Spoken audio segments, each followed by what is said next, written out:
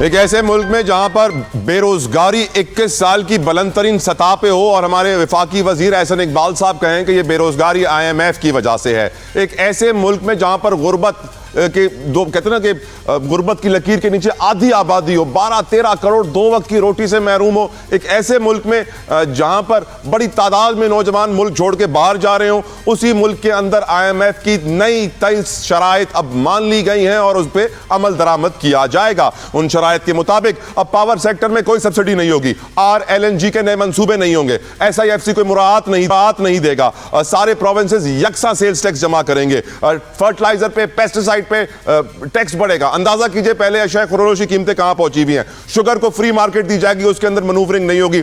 Sugar के बारे में IMF की रिपोर्ट में भी था, बहुत दफा कह चुके हैं, कितने शुगर स्कैंडल्स हम बचपन से देख चुके हैं। डॉलर को फ्री किया जाएगा, पहले डॉलर ऊपर नीचे होता था, अब डॉलर मुंजमद हो गया है, तो IMF ने यह भी कहा डॉलर को फ्री कीजिए। डेवलपमेंट प्रोजेक्ट्स नए मत शुरू कीजिएगा जब तक पुराने 2500 अरब के प्रोजेक्ट्स कंप्लीट ना कर लें। ये सारी शराइत सुनने के बाद ये तो बस कुछ है, और भी हैं बहुत सारी।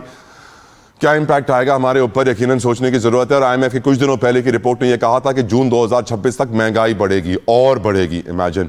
गुफ्तगू का आगाज में कहा इस दफा अरशद वोरा साहब आपसे ही, IMF की ये नई शर्तें बता रही हैं कि आने वाला वक्त बड़ा मुश्किल होगा। आप क्या कहते हैं हुजूर?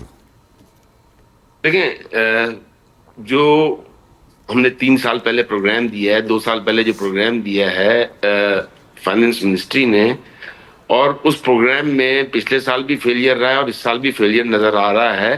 तकरीबन 1 ट्रिलियन के जो है वो आपके जो रेवेन्यू कलेक्ट होना है वो 1 ट्रिलियन का शॉर्टफॉल है, और इस साल भी तकरीबन यही नजर आ रहा है, शायद इससे ज्यादा हो जाएगा, कम नहीं होगा।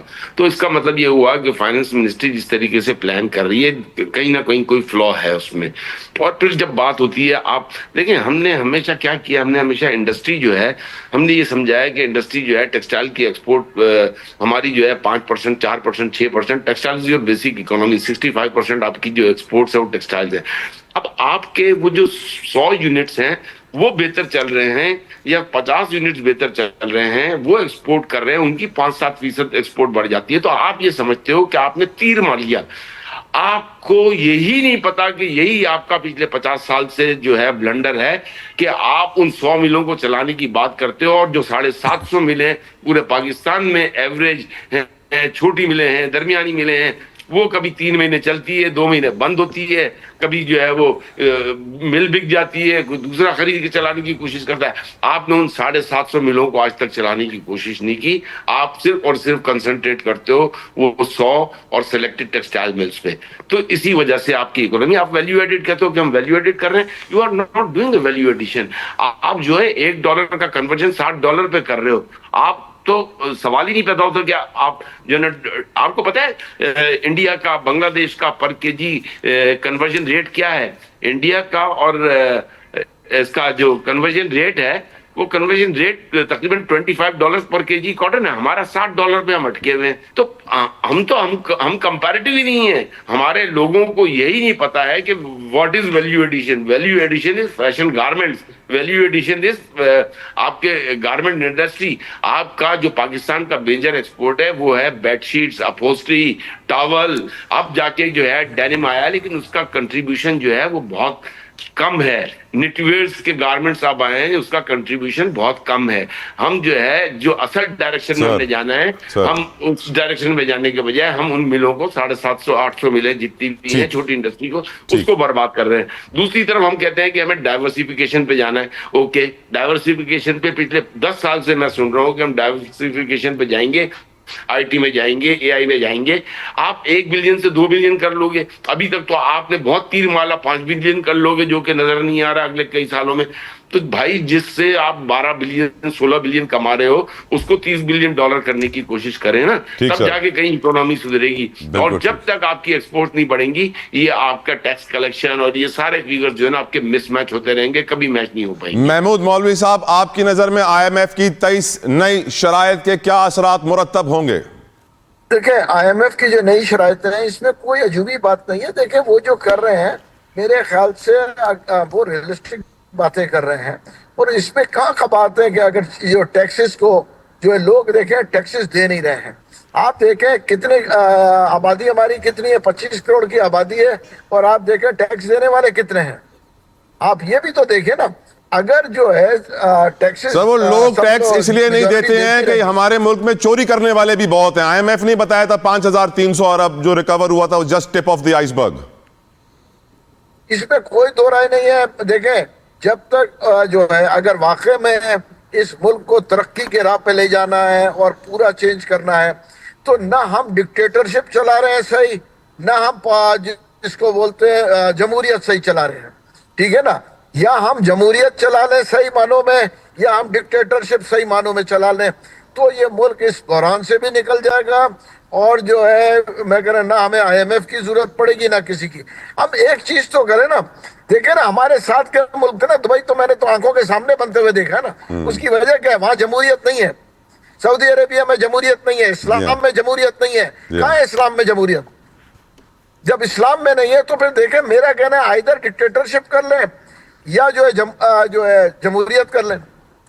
आप दोनों चीजों को ब्लेंड करके चलाने की जब कोशिश करते हैं तो चीजों का यही हाल होता है। एक और जरूरी सवाल आप ही से करना चाह रहा हूं मौलवी साहब।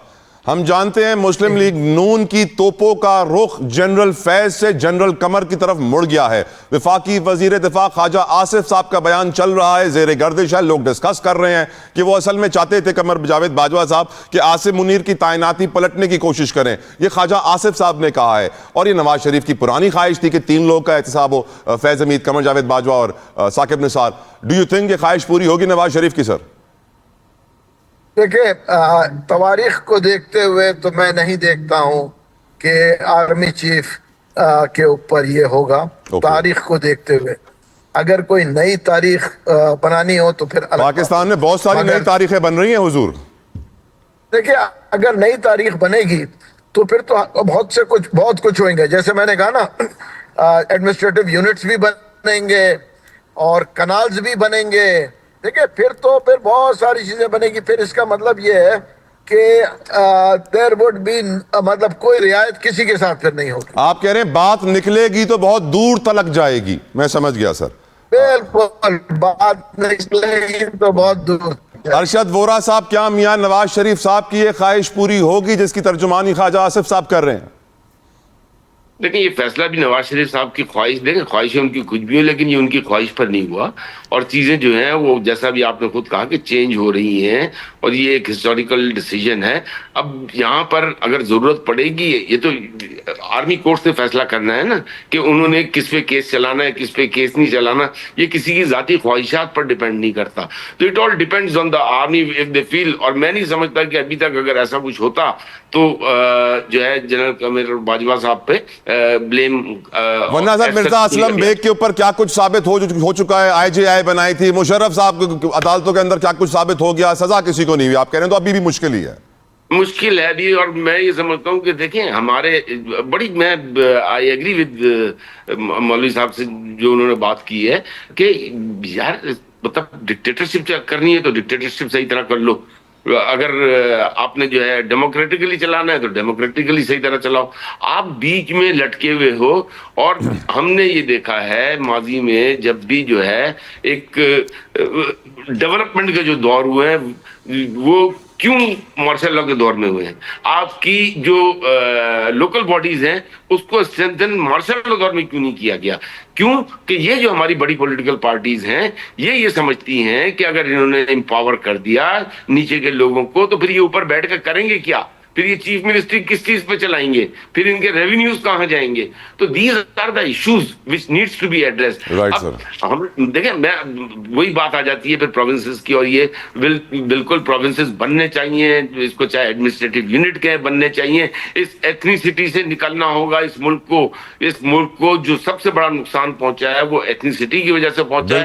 इससे निकलना होगा और हमें नेशनलिस्ट बनना होगा। थैंक यू अरशद वोरा साहब, थैंक यू महमूद मौलवी साहब, आपकी कीमती वक्त के लिए। लेकिन जो बात दोनों मेहमानों ने मेरे की कि मुल्क में ना आमरीत है ना जमहूरियत है, एक खिचड़ी है। खिचड़ी के लिए हमें चाहिए होता है दाल चावल, जिसका रेट बहुत बढ़ रहा है। डिस्कस करेंगे आफ्टर दिस ब्रेक।